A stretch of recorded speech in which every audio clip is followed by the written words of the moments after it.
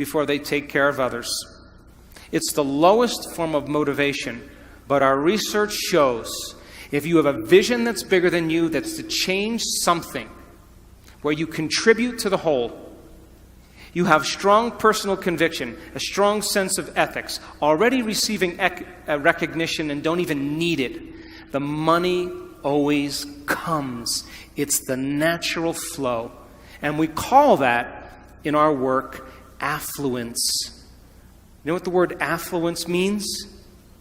To flow to you.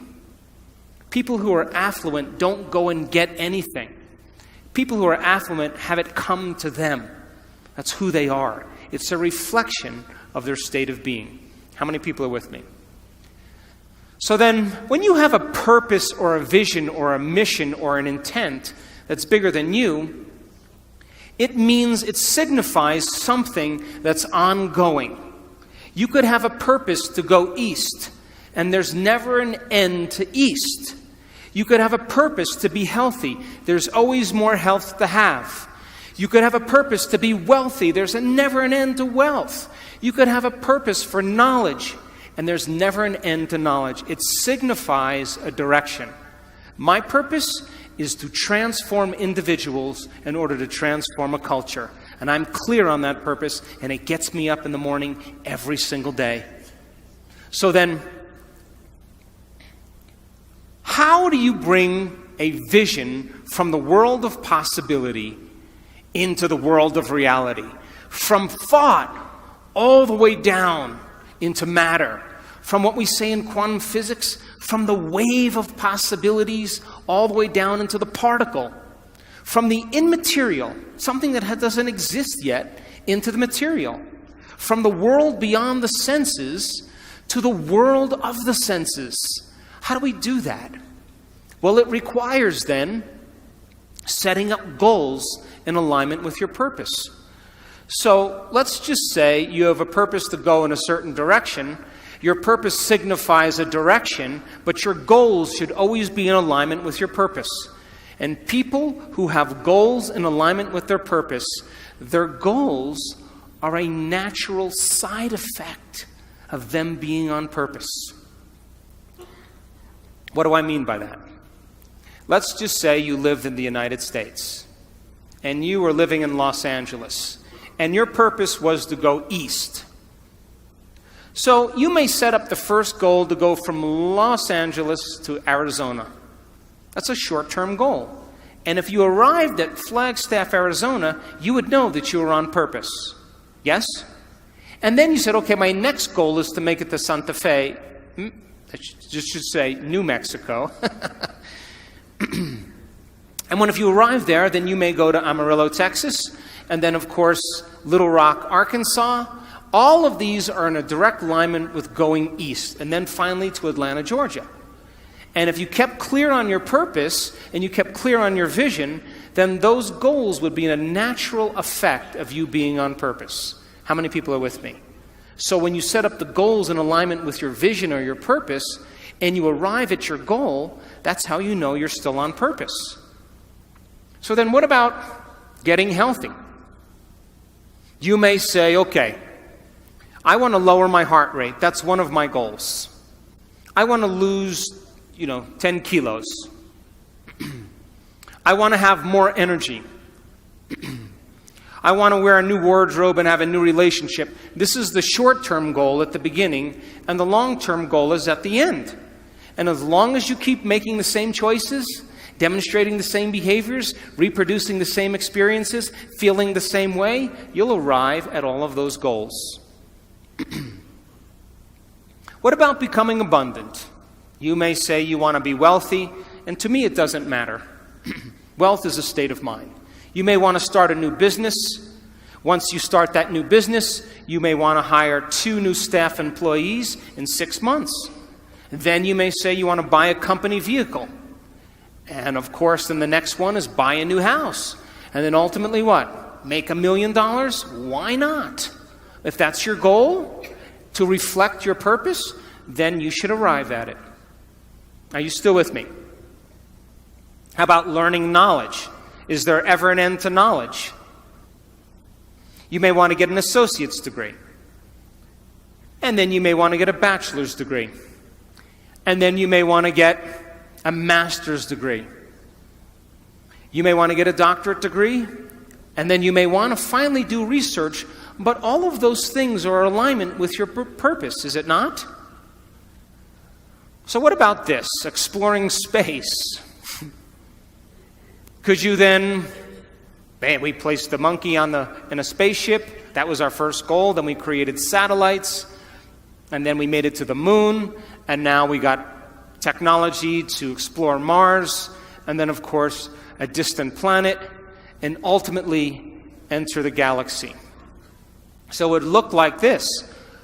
We send the monkey out into space, then we create a satellite, we go to the moon, we go to Mars, and as long as our goals are along the line of our vision, we'll always arrive at our destiny. Now, I want you to understand that there is a very specific formula for excellence. And the formula requires a person who has a clear purpose. But there are two other ingredients that put this together. The first thing is called competence. You know what competence is? Somebody who does something really well. The more competent they are, the better they are at doing something. The third thing is called accountability. Accountability means if you say you're going to do something, you do it. And if someone asks you to do something, you do it really well. And if you combine a person who's on purpose with a high level of competence and accountability, you have excellence in an individual. I run 3 companies, and all 3 companies, my teams, are very high on their purpose scale. They better align with my purpose. They have very high level of competence, and they are very high on the accountability scale. And I don't even bother them. I never even manage them. Because if they're not competent, accountable, and on purpose, they're going to stand out with the rest of the culture, and other people are going to be doing their job, and they are not going to keep up. And I say to my staff, I run an Olympic-level team. You have to be able to play at an Olympic level. If you can't be competent and accountable on purpose, there's nothing personal. We just have to cut you because we're moving at a fast pace. So now, if you look at what it takes now to maintain a healthy culture so that a group of people can work well together, it requires the same 3 things. A person who has a clear purpose, let's say your purpose was to change the world and my purpose was to change the world. And if you and I shared the same purpose, we would be heading in the same direction. Would you agree? And if we're headed in the same direction, that movement in the same direction begins to create what's called trust. That invisible thing called trust.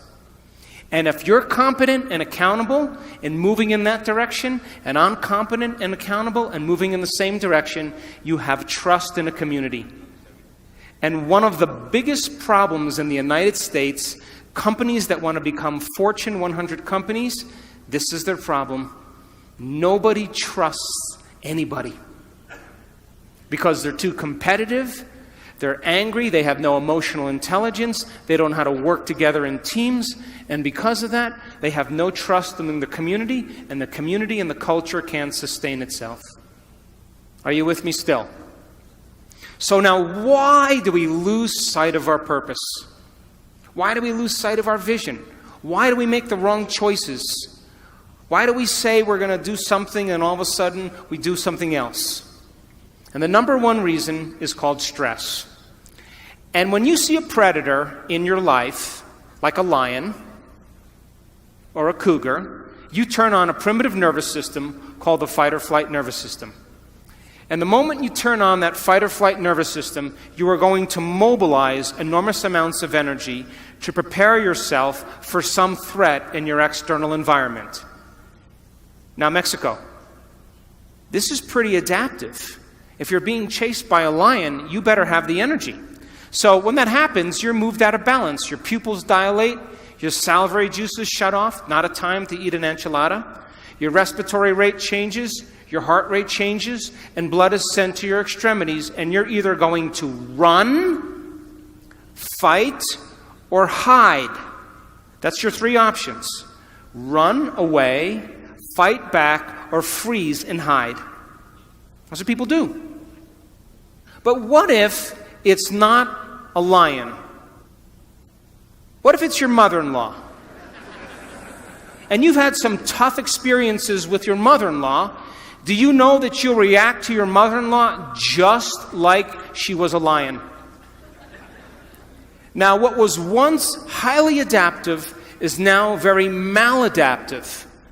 Because as you see the coworker, as you respond to the news, as you make a judgment, as you get angry, you are turning on the same system as if you were being chased by a predator. And you are moving your brain and body out of balance. And the definition of stress is when your body moves out of balance. And all organisms in nature can tolerate short-term stress. The zebra gets chased by the lion. The zebra sees the lion, mobilizes all this energy, and now it escapes the lion. 15 minutes later, it goes back to grazing, and the event is over, and the body returns back to homeostasis. But human beings, we can turn on the stress response just by thought alone. Bills are adding up, rent is overdue, problems at work, and as you think about those problems, you turn on the stress response just by thought alone. And when you turn on the stress response and you can't turn it off, you are headed for some disease. Because no organism in nature can live in emergency mode for extended periods of time and expect to function healthily. So then reason this. The scientific facts are that 70% of the time people are living in stress. And when you live in stress, it's not a time to create. When you live in stress, it's not a time to be defined by a vision of the future. When you live in stress, it's not a time to go within or to learn. When you live in stress, all of your attention is on the outer world and not on the inner world because there's danger out there. And so people stop creating when they're living in stress, and now they are viewing their life through a lens of the past, and they lose sight of where they're going. So here's that definition where I talked about of creating different states of being. You react to an experience in your life. If you allow the chemicals to run for hours or days, all of a sudden you say, I'm in a mood. If it lasts for weeks or months, I have a bad temperament. If it lasts for years on end, it's part of my personality. And all you need is one experience to do this, and you'll forget about your vision. So we live in two states of mind. Our animal nature is to live in survival and to live in stress. And the chemicals of stress are highly addictive. Fear, anger, hostility, violence, anxiety, insecurity, guilt, shame, sadness, unworthiness, depression, they are all created from the hormones of stress. When people live by this state, they use the problems and conditions in their life to reaffirm the addiction to that emotion. They need it so they can get the rush of adrenaline. And this is why it's so hard to change. Because it is a scientific fact that the long-term effects of the hormones of stress push the genetic buttons and create disease. And I just said you can turn on the stress response just by thought alone. That means your thoughts can make you sick. So if your thoughts could make you sick, is it possible that your thoughts could make you well? That's what our research is about. And if you know that the hormones of stress are highly addictive, and you can turn on the stress response just by thought alone, you can become addicted to your own thoughts. And this is why change is so hard. Because people cling to those emotions because it makes them feel something. So living in survival is living in stress. It's being in what's called catabolism or tissue breakdown. There's disease, there's imbalance, there's degeneration, the emotions of fear and anger and sadness. People tend to be selfish when they live by the hormones of stress, because when you're under stress, you got to take care of yourself. So keep putting things bad on the news, keep creating fear, keep showing war, keep people feeling less than, and of course, they'll stay selfish and never create community. It's a great way to control people. When you're living in stress, you focus on three things: everything in your environment, your body, and time. Because if you're being chased by a lion, you're going to put your attention on your body, you're going to become aware of where you're going to run in your environment, and you're going to think about how much time you have. And if you live by the body, the environment, and time, you are not being defined by a vision. Because a vision has nothing to do with your body, the environment, and time. It has to do with a thought. So then you're in emergency mode. You'll get very object-focused. You'll focus on something over and over again. How many people have problems and you keep thinking about your problems over and over again, over and over again? That's how survival works in the brain. You keep focused on your problems. You feel separate from possibility. You define reality with your senses. You're living by cause and effect. You don't see any possibilities. Of course, your brain and heart are incoherent. We've measured this thousands of times. In other words, when you are impatient and you're frustrated and you're angry, your brain gets out of balance. And when your brain gets incoherent, you get incoherent. We measure people's hearts. We just came from a beautiful event in Cabo San Lucas in Los Cabos, 500 people, training them how to train their brain and hearts. When you're impatient and frustrated, your heart gets incoherent. When you feel love and gratitude, your heart gets coherent. When you feel love and gratitude, your brain gets coherent. So then, people in emergency mode focus on knowns. They don't want the unknown. The unknown is dangerous. They want knowns and familiar. They lose their vision. The divine aspect of ourselves are the creative aspect of ourselves. That's when the body moves into homeostasis. We go from contraction to expansion. There's anabolism. There's body repairs itself. There's order. There's health. There's regeneration. The elevated emotions of love and joy, of trust, of knowingness, of gratitude, they begin to produce 1,300 new chemicals that begin to heal the immune system. The hormones of stress produce 1,200 chemicals that last for 90 seconds to 2 minutes that alters how we think and feel. But isn't your definition of an addiction something you can't stop? So if I said, hey, I know you're really angry, but why don't you stop? If you can't stop your anger, then you're addicted. Valid or not, justified or not. If you can't stop your sadness, then you must be addicted to those chemicals. But those chemicals only last for 90 seconds to 2 minutes. Which means, I tell my kids this all the time. Well, they're older, but when they were younger. If you're angry for more than 2 minutes, you're faking it. So, when you open your heart, you're selfless. When you're in that creative state, you're not defined by things, you're not defined by your body, you're not defined by time. We know this, we've studied it in the brain thousands of times. A creative person forgets that they even have a body. They forget about the things and people in their life, they forget about time. They're in the creative state. And my definition of creation is when you forget about yourself. You go from selfish to selfless. And that's when you're at your best. We've proved it thousands of times.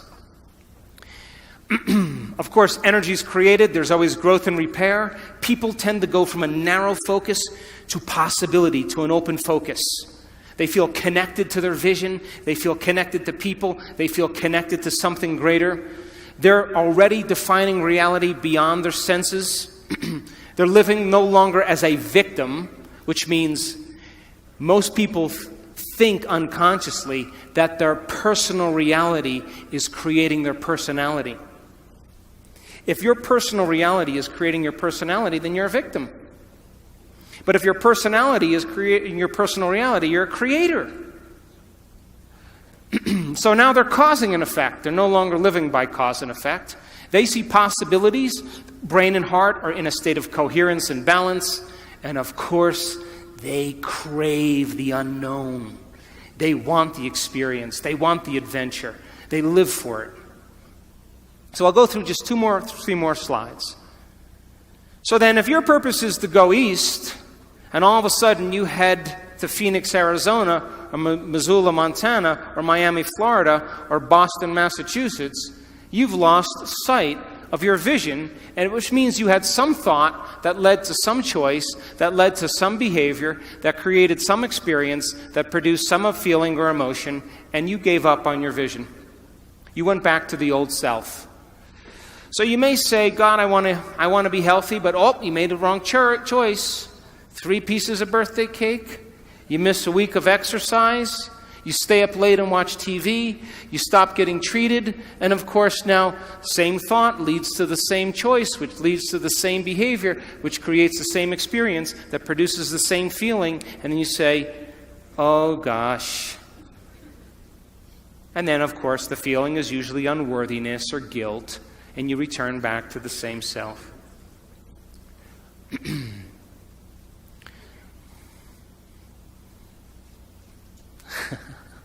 I want to show you one slide, okay?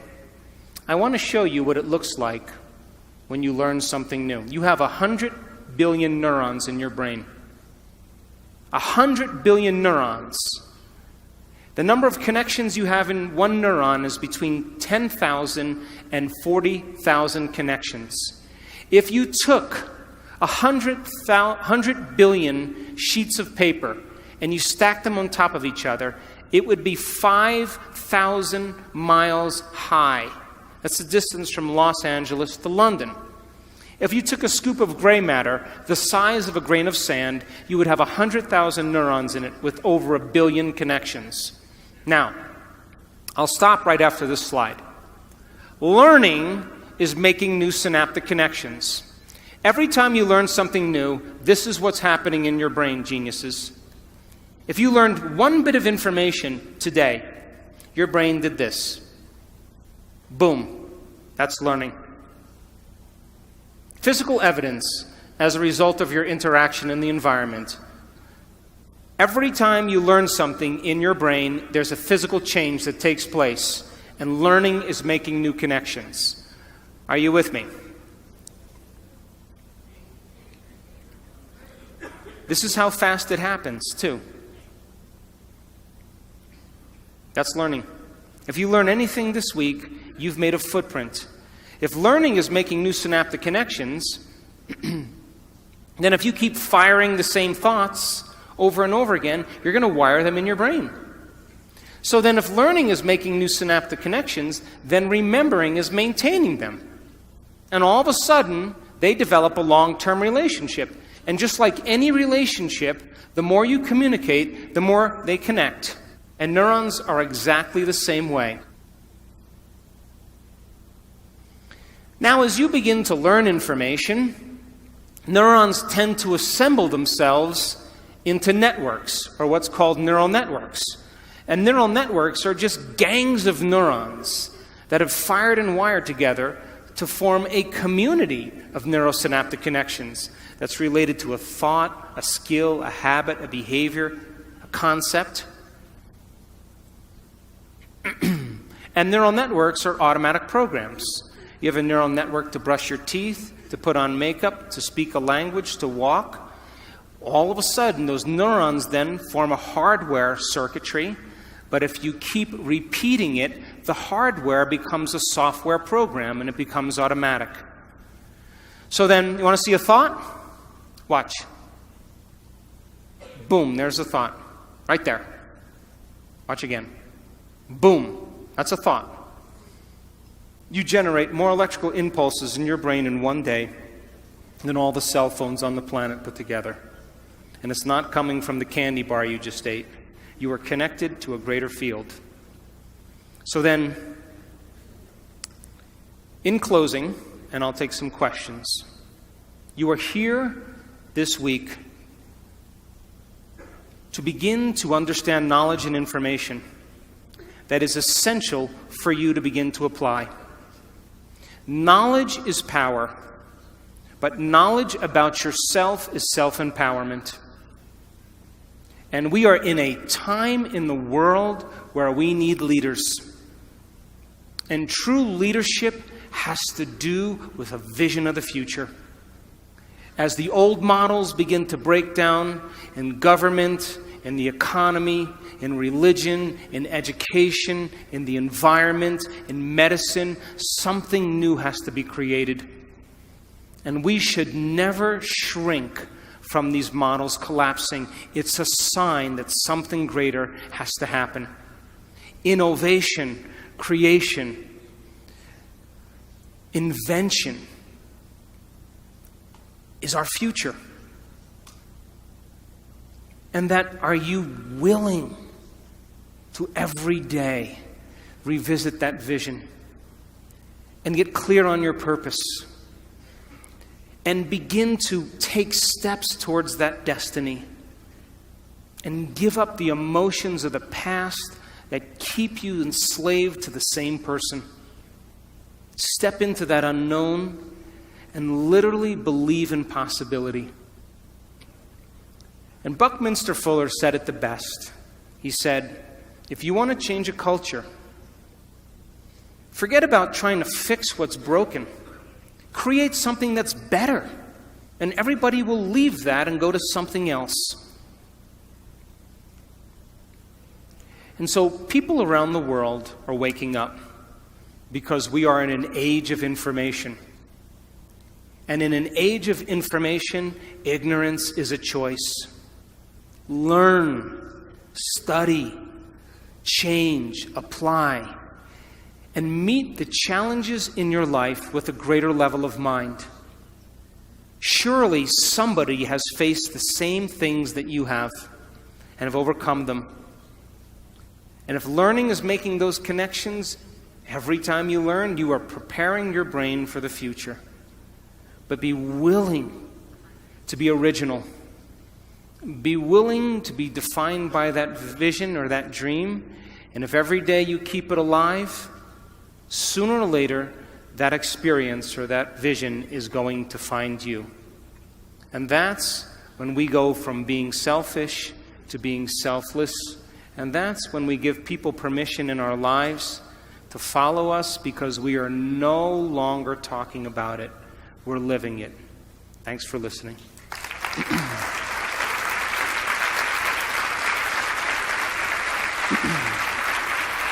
Thank you.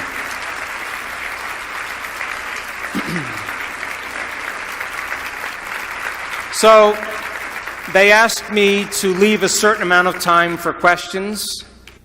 So I will do a few minutes of questions. If anybody has any questions, you can give the mic to the people that are standing up. I'll let the mic runners pick the people. Okay, wherever you choose. Wherever you choose. Give the mic to whoever you want. Hi. Bueno. Hi. Yes. First of all, thank you for your speech. It was terrific. Thank you. You're welcome. And second question. Did you have any experience, any personal experience about this speech? I mean, were you living in a past life, and suddenly you realized that you have to live in the future? It was tough to do that. Are you talking about a past life in this life or a past life in another life? No, I mean when you were child, you are living in a past life, or I think you were angry, you were some kind of defects, and suddenly, and I can imagine, I can guess that before you do the picture and what fuck do you know? Okay, I understand. I understand. I never planned on doing any of this.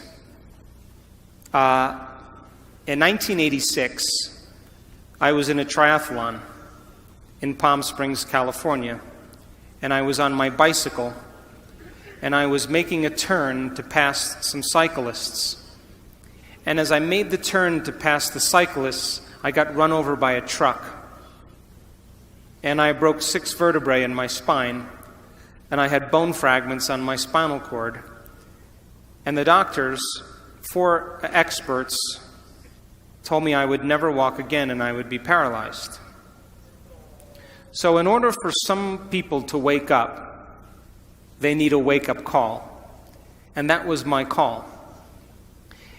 I decided against the surgery, a radical surgery where they take out the entire back part of my spine and screw in these rods.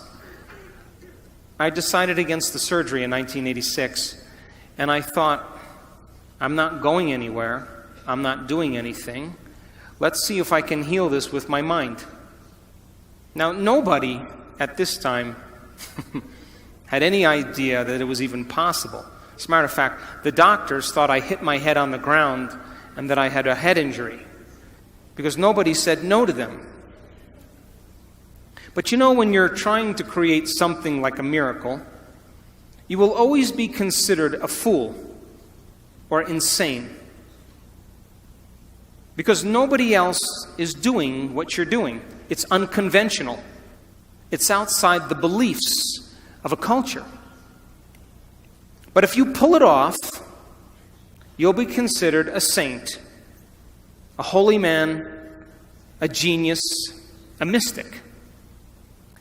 And so I was willing to lose everything for a thought or an experience.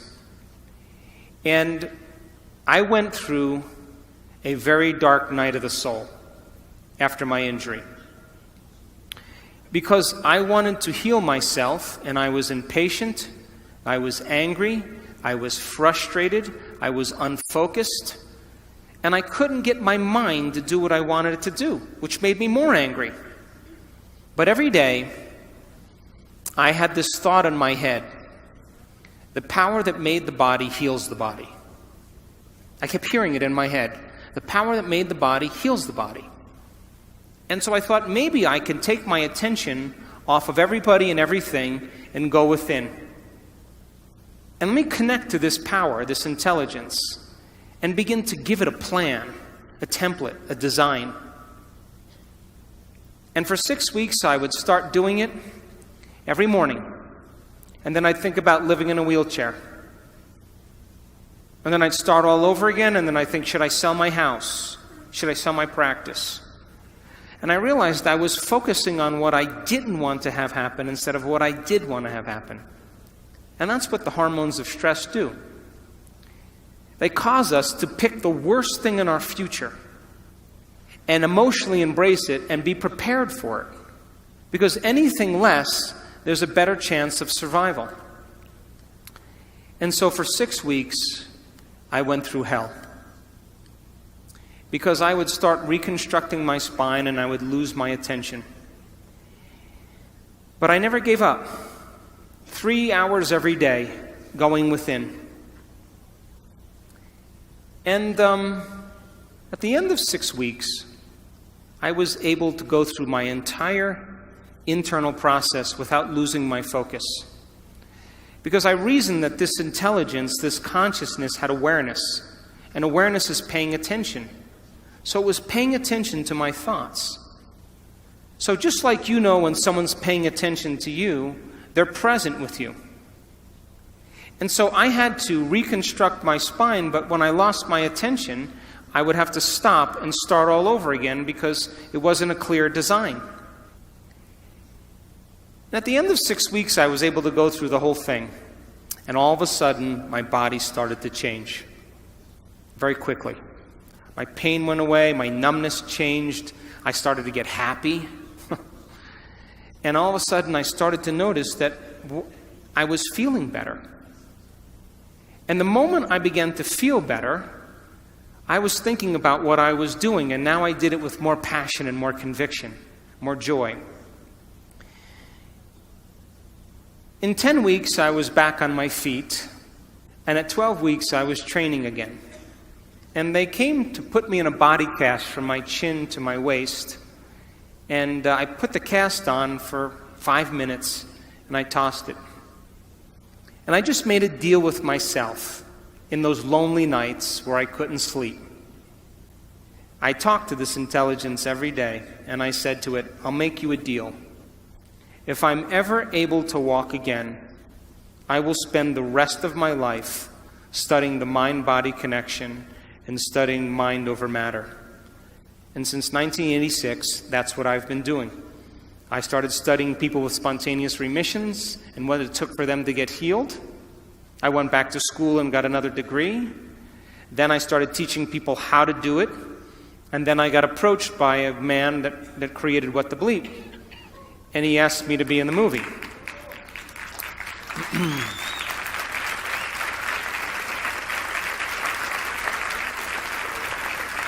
But there were two questions that people asked after What the Bleep. Number one, how do you do it?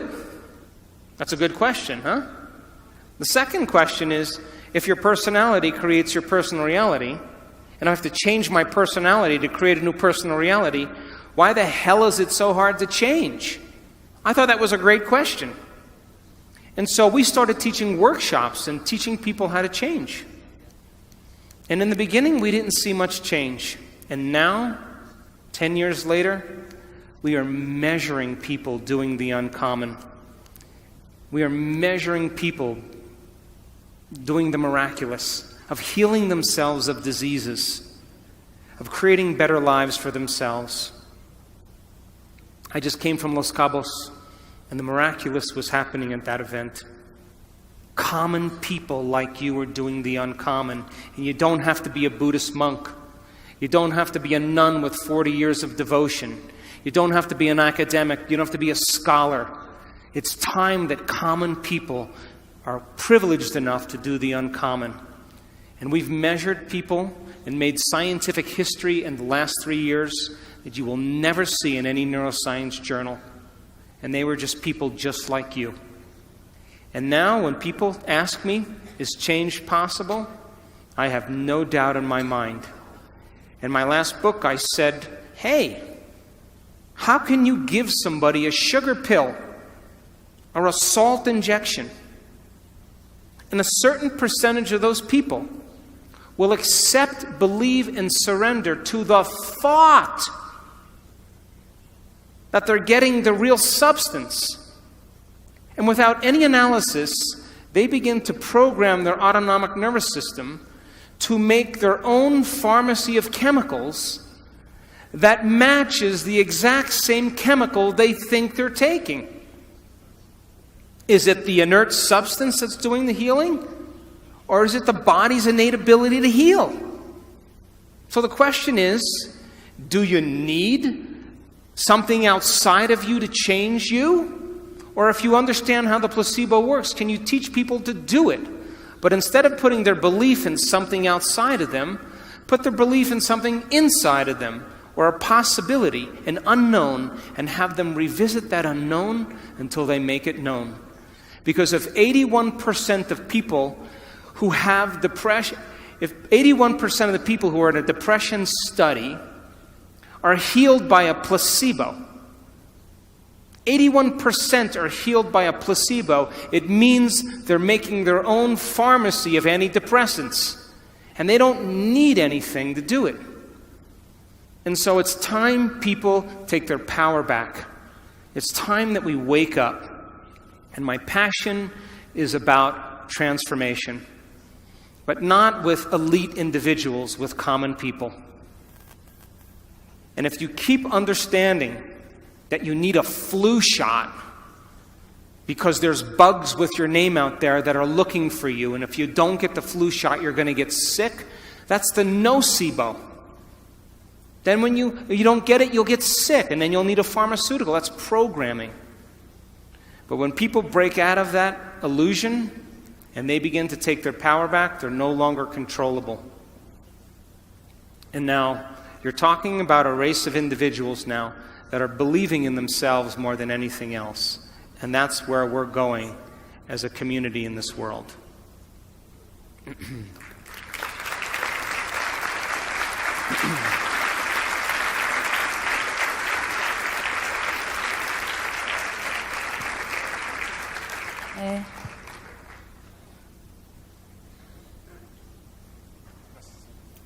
Hi, so a quick question. On our way to achieve our purpose, I am assuming that to make each goal a completement, planning might be a good tool.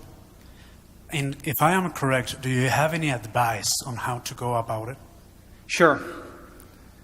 So the question was about planning. Do you know that if you woke up in the morning and instead of getting out of bed, what do most people do when they wake up in the morning now? What do? Admit it. You go to your cell phone and you go, oh my gosh, Monica's eating carbohydrates again. Oh, look, my boyfriend from high school Facebooked me. Ooh. Oh, look, there's a war in Syria. Everybody goes through their device to plug them in. But what if you woke up in the morning and you said this? What is the greatest expression of myself that I can present to the world today? What if you said, I'm going to be defined by this vision. Let me become conscious of those unconscious thoughts. Let's become so conscious of those unconscious thoughts that they'll never slip by my awareness. You know, I can't, it's too hard, nobody loves me, I'm bad. So, old circuits from the past. What if you said, no more complaining, no more feeling sorry for myself, no more judging anybody, I'm going to stop that. What if you said, I'm not going to be guilty anymore, I'm done. I'm not going to be unworthy. Those are the emotions, behaviors, and thoughts that are connected to the old self. The word meditation literally means to become familiar with. That's what it means. If you're becoming familiar with your unconscious thoughts and making them conscious, you're meditating. To know thyself. If you become aware of your automatic habits and you're so conscious of your unconscious behaviors that you never go unconscious again, you're changing. If you're familiar with your emotions and say, that's my past, those are chemicals from the past, let's leave them behind. And then you said, who do I want to be when I open my eyes? What thoughts do I want to think? What thoughts do I want to fire and wire in my brain? Let me plan my behaviors today. Do you know the very action of planning your behaviors in your mind, rehearsing what you're going to do? Do you know that mental rehearsal actually installs the circuits in your brain to look like the experience has already occurred? Now your brain is no longer living in the past, it's primed for the future. And if nerve cells that fire together wire together, you keep doing that, it's going to become familiar to you. And so then, here's the tough part. Not for Mexicans, though. If you said, I am not going to get up from this meditation until I am in love with life. I am going to leave my sadness and pain behind, and I'm going to open my heart. And I'm going to feel gratitude. I'm going to feel joy. I'm going to feel inspiration.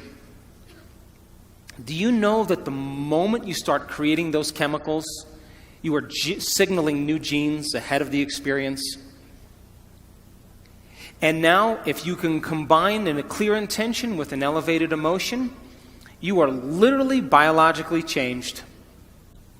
And if you can get up from your meditation feeling like somebody else, your job is to maintain that modified state of mind and body your entire day. Because if you keep cultivating that elevated emotion, it's going to become familiar to you. And if you're able to maintain that modified state of mind and body every single day, get ready. Because something unusual is going to happen in your life. It's the law. You are going to run into a new opportunity because you're in a new state of being. And that's what we teach people. To rehearse the future. And to take the brain out of the past and put it in the future. Take the body out of the past and put it in the future. But if you get up every single day feeling the same way, and you wake up and you go, oh my God, who's that? Oh, God. Wait, let me remember my problems. Ugh. You just return back to the old self. So the act of planning your behaviors, the research shows that as you begin to plan what you're going to do and how you're going to do it, you begin to change your brain to look like the event has already occurred. And you begin to prime your brain into the future and out of the past. And if you can create the emotion, you are more prone to get your behaviors to match your intentions, your actions equal to your thoughts, and your mind and body working together. And you will begin to arrive at a new destiny. We've seen it over and over and over again. Last question. One more? What time? Last question, okay? Buenas noches. ¿Dónde estás? Oh, hi. Okay. Es un honor el que yo pueda estar aquí. Yo vi su video hace unos meses de ¿Y tú qué sabes? Sí. Y Ready. creo que me estoy generando esto, el conocerlo. Yo quiero saber cómo puedo hacer un paso cuántico, cómo puedo hacer mi paso cuántico.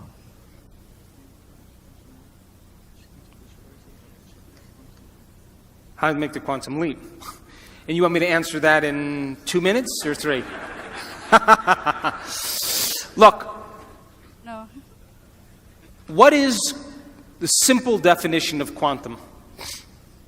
Quantum physics says that your mind and matter are so intimately connected that it's impossible to separate the two.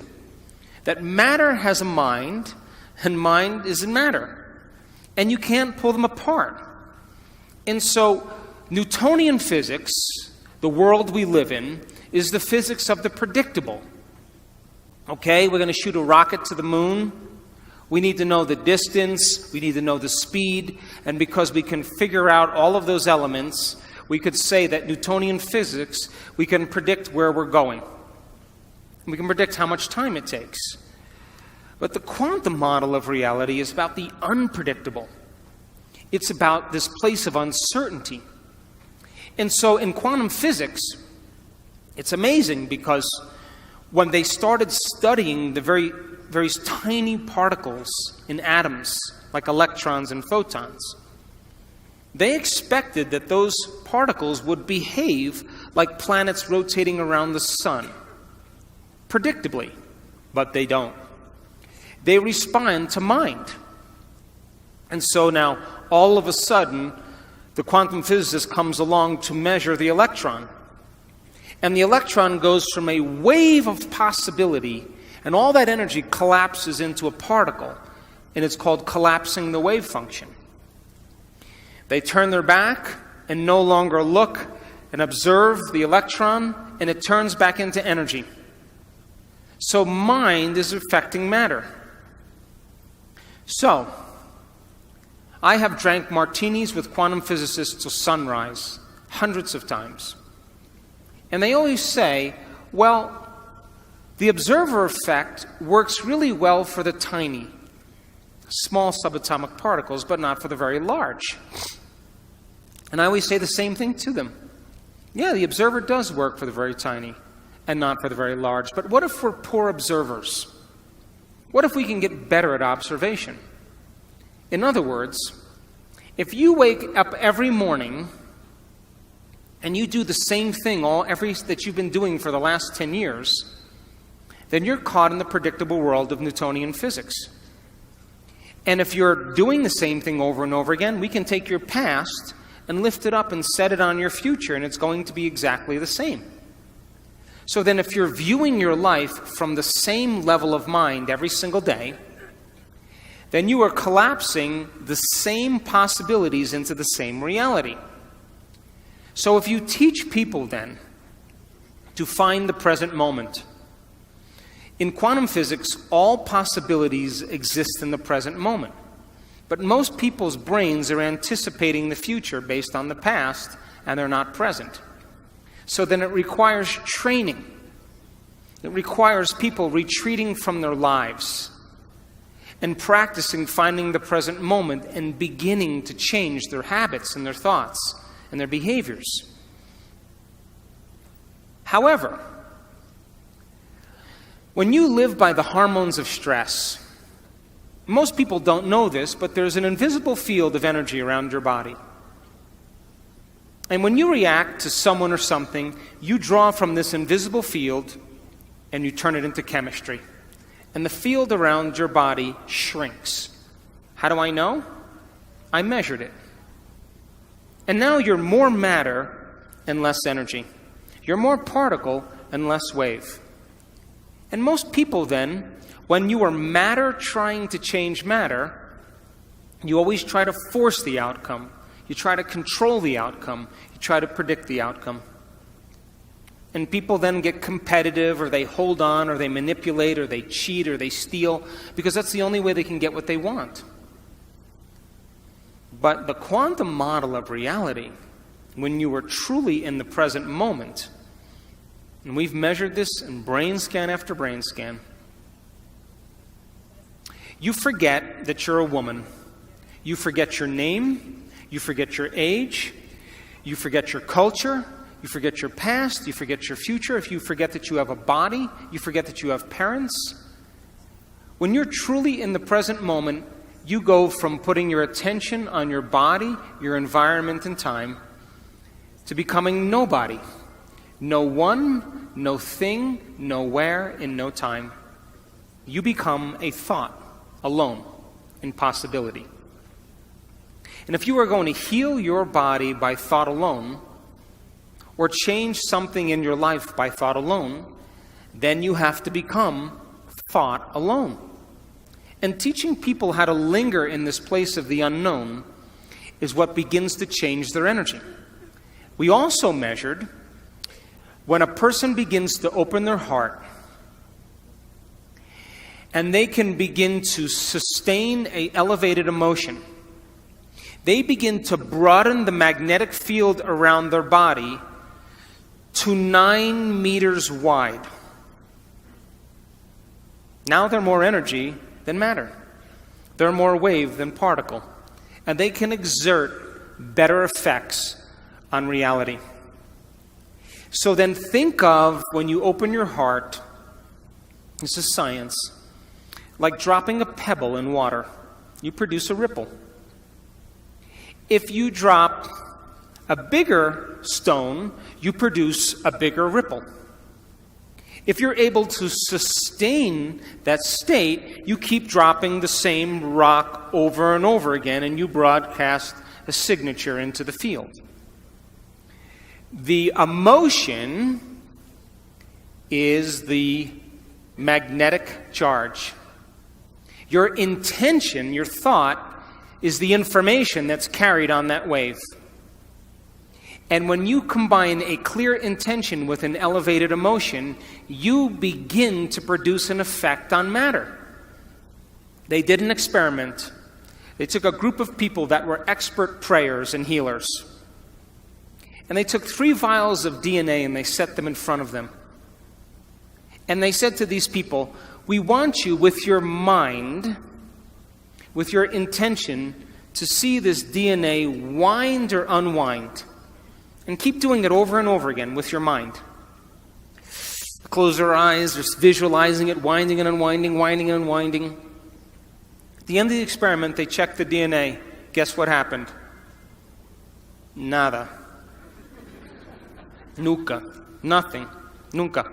Nothing changed. So then they said to these people, okay, now open your heart and feel gratitude, loving kindness. Create a feeling of goodwill and just generate this feeling into the field. And we want to see if it changes the DNA. Over and over again, they kept creating this loving feeling. Check the DNA. Niente. Nothing. The elevated emotion did nothing to change the DNA. It had no effect on matter. But when they said to those people, we want you to see the DNA unwinding in your mind, that's intention. Intention is getting clear on what you want. And we want you to give thanks ahead of the actual experience, as if the DNA unwound. 25% of the DNA unwound at a remote location. You see, the thoughts that you think are the electrical charge in the quantum field. The feelings that you emote are the magnetic charge in the quantum field. And how you think and how you feel broadcasts an electromagnetic signature that influences every single atom in your life. The thought sends the signal out, and the feeling draws the event back. So if you're walking around your life feeling sorry for yourself and feeling like a victim, you are broadcasting that signature into the field. And you will create more experiences to suffer. Because we are not punished for our sins. We are punished by our sins. And sin is an attitude. And sin is how you think and how you feel. So then when you cause people to give up their guilt and their shame and their unworthiness and teach them how to open their heart and create coherent waves in their brain and in their heart, they are going to produce the miraculous. So to answer your question, it takes training, and it takes practice, and it takes learning new information and deprogramming ourselves into believing that we're limited. And I just came from Los Cabos with 500 people, and the miraculous was happening all around. Why? Because just like people believe that an infection can produce a disease amongst the community, I believe that wellness is as infectious as disease. And you get a group of people together that truly want to do this. We measure the energy of the room in every one of our events. And you know what? In Los Cabos, we made history. We had never gotten measurements like that ever. Because people, when they open their heart, they're adding to the field. They're producing an energy that people can begin to interact with. But if you're living by the hormones of stress and you have no energy, no field, then you can't produce an effect on matter. So then, life is about the management of energy. And where you place your attention is where you place your energy. And if your attention is on the knowns and in the predictable future, or your attention is on the familiar emotions of the past, you are siphoning energy out of the present moment, and you have no energy to create with. Getting people beyond their identity, getting people beyond their past, getting people beyond predicting their future, getting people beyond their faces or their wardrobes or their sports cars or their importance, getting beyond all those things is when they begin to make contact with the quantum field. You can't enter the quantum field as a somebody. You have to enter as a nobody.